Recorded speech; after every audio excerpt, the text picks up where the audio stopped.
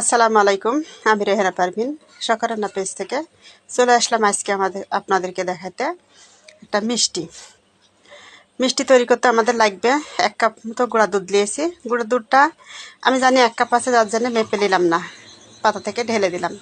হ্যাঁ, আর একটা ডিমটা আমরা কুসুমটা ব্যবহার করলাম। কুসুমের সাথে সাদা অংশটা নিলাম না, কারণ সাদা অংশটা যদি লাগে পরে নিব।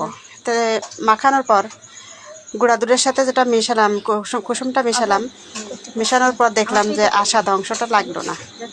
তো আপনারা চাইলে সাদা অংশটা দিয়েও মাখাতে পারেন, কোনো সমস্যা নেই। যাই হোক, চলে আসলাম অন্য একটা পাতিলে। আমরা খাঁটি গরুর দুধ গরম করতে দিয়েছিলাম এবং দুধটা বলক ওঠার পর দিয়ে দিলাম এর মধ্যে আমরা তৈরি করা যে মিষ্টিটা, গুঁড়া দুধের যে মিষ্টি তৈরি করলাম সেই মিষ্টিটা যখন আমরা বানিয়ে নিয়েছিলাম, তখন হাতে সামান্য ঘি অথবা তেল দিয়ে নেবেন। তেলটা দিলে তেলের একটা চিটচিটি গন্ধ লাগবে, ঘিটা দিলেই আলাদা একটা ফ্লেভার আসবে।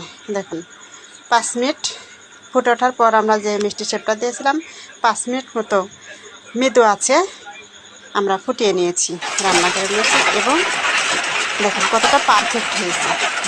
আর সাথে হাফ কাপ চিনি দিয়েছি।